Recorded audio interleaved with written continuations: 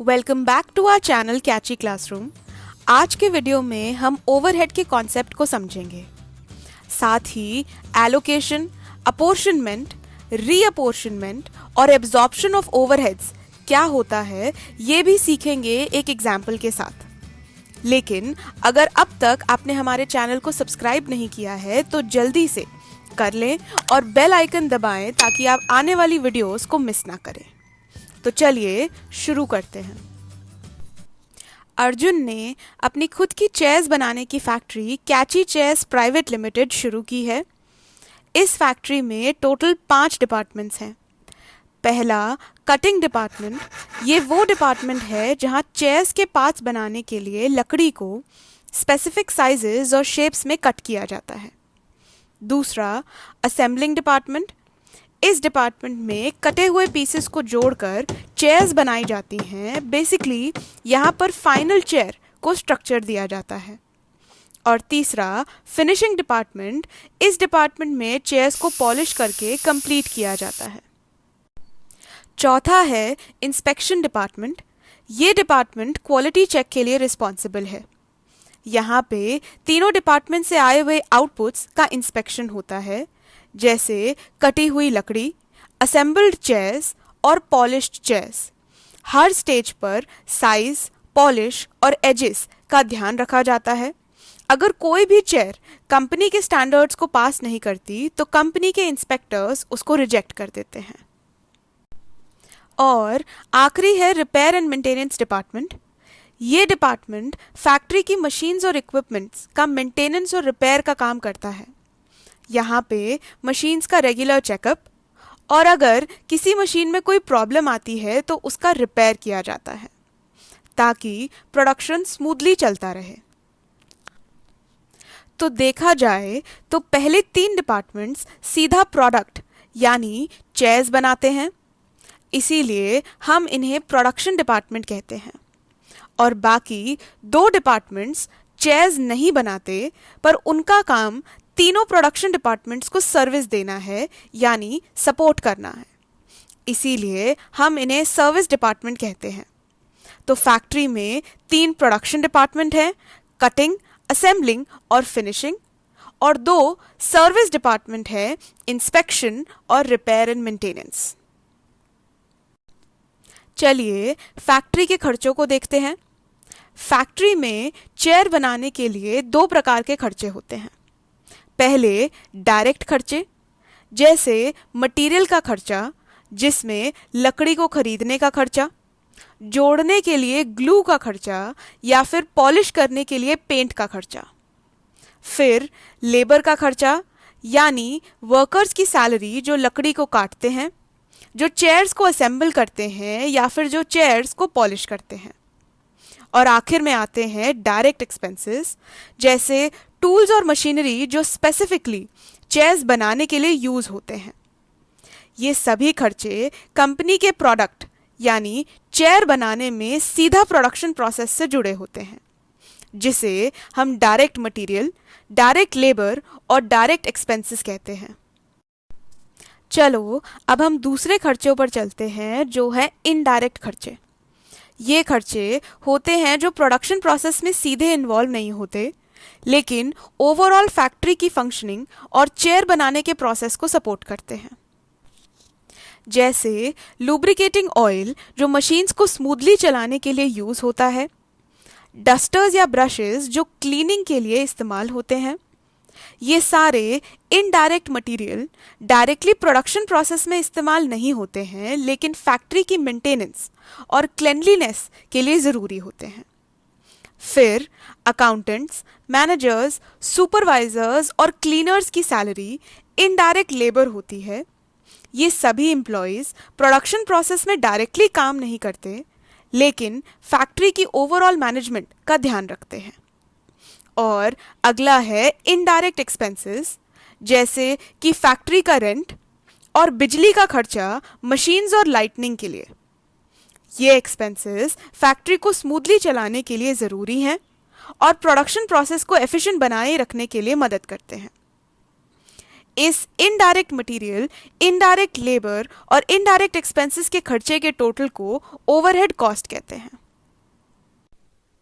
Overhead का मतलब है वो सब इनडायरेक्ट कॉस्ट जो डायरेक्टली किसी स्पेसिफिक प्रोडक्ट से रिलेटेड नहीं होते पर ओवरऑल प्रोडक्शन प्रोसेस को सपोर्ट करते हैं। इस वीडियो में हमारा फोकस इन्हीं इनडायरेक्ट खर्चों पर है, इनका क्या ट्रीटमेंट होता है और इन्हें प्रोडक्ट की कॉस्ट में कैसे चार्ज करते हैं। इस फैक्ट्री में जितना भी इनडायरेक्ट खर्चा होता है उसे 5 डिपार्टमेंट्स में डिस्ट्रीब्यूट करने को ओवरहेड डिस्ट्रीब्यूशन कहते हैं। अब ओवरहेड कॉस्ट को कैसे डिस्ट्रीब्यूट करते हैं चलिए देखते हैं। मान लो फैक्ट्री में लुब्रिकेटिंग ऑयल का खर्चा 3,000 रुपये है जो सिर्फ कटिंग डिपार्टमेंट की मशीनरी में यूज हुआ है। ये कॉस्ट सीधा आइडेंटिफाई किया जा सकता है कि किस डिपार्टमेंट का है।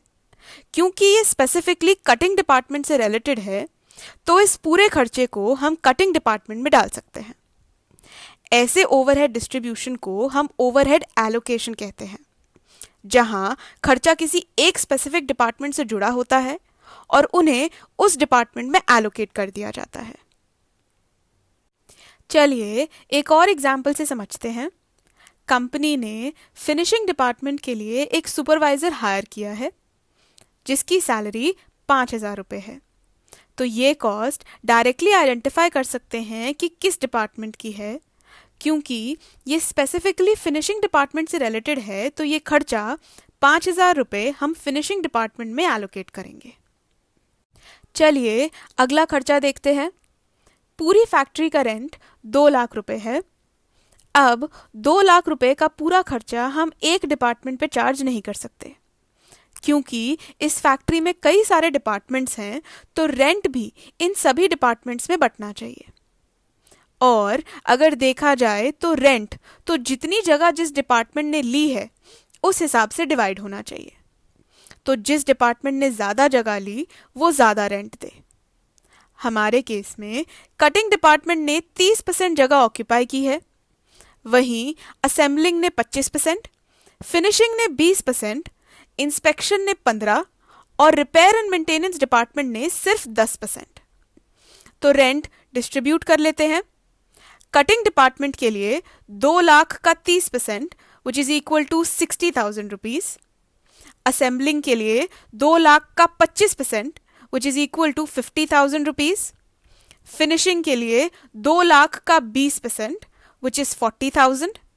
इंस्पेक्शन के लिए 2 लाख का 15% विच इज 30,000 और रिपेयर एंड मेंटेनेंस के लिए 2 लाख का 10% विच इज 20,000। इसे हम ओवरहेड अपोर्शनमेंट कहते हैं क्योंकि कुछ इनडायरेक्ट कॉस्ट्स डिपार्टमेंट्स में कॉमन होती हैं और एक डिपार्टमेंट में इन्हें एलोकेट करना गलत होगा। इसीलिए ऐसी कॉस्ट्स को मल्टीपल डिपार्टमेंट्स में डिस्ट्रीब्यूट किया जाता है कोई इक्विटेबल बेसिस पर। यहाँ फैक्ट्री का रेंट जो एक कॉमन कॉस्ट है उसे डिपार्टमेंट के फ्लोर स्पेस के हिसाब से डिवाइड किया गया है। चलिए अपोर्शनमेंट का एक और एग्जाम्पल देख लेते हैं। फैक्ट्री में एम्प्लॉयज को ट्रेन करने की कॉस्ट 1 लाख रुपए है। इसे भी पूरा एक डिपार्टमेंट पे चार्ज नहीं कर सकते क्योंकि ट्रेनिंग सभी डिपार्टमेंट के एम्प्लॉयज के लिए है। जितने एम्प्लॉयज हर डिपार्टमेंट में काम करते हैं उसके बेसिस पर ट्रेनिंग कॉस्ट को हर डिपार्टमेंट में चार्ज करेंगे। फैक्ट्री में टोटल 10 एम्प्लॉयज हैं जिसमें से कटिंग डिपार्टमेंट में 4, वहीं असेंबली डिपार्टमेंट में 2, फिनिशिंग में 1, इंस्पेक्शन में 2 और रिपेयर एंड मेंटेनेंस डिपार्टमेंट में 1 एम्प्लॉय है।